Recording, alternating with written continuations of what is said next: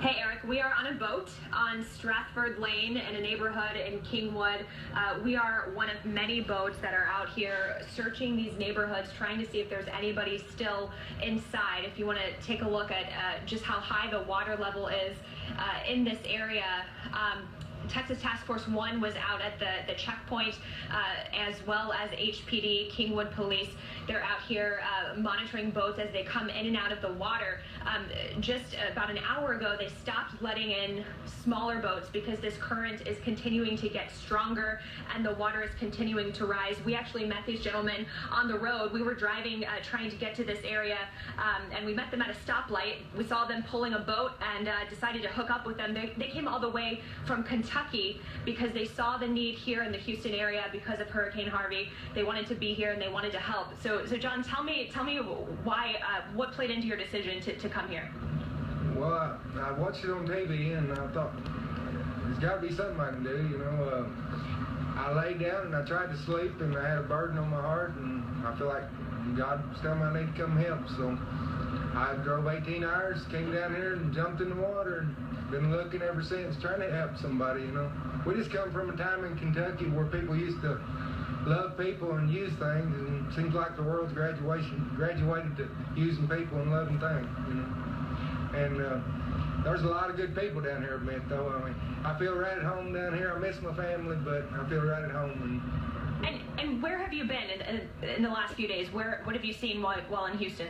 Well, if I told you, I'd lie, because I don't really know where I was at. I just know I put in water, and I put in water, and I got some people out of the creek that was in their car flooded.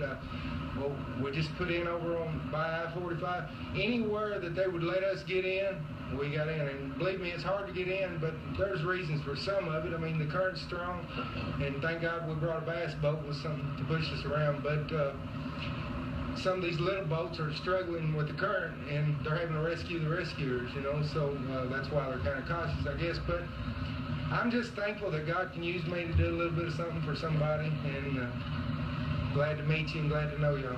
All right, well, and you're actually a pastor, too. You mentioned that.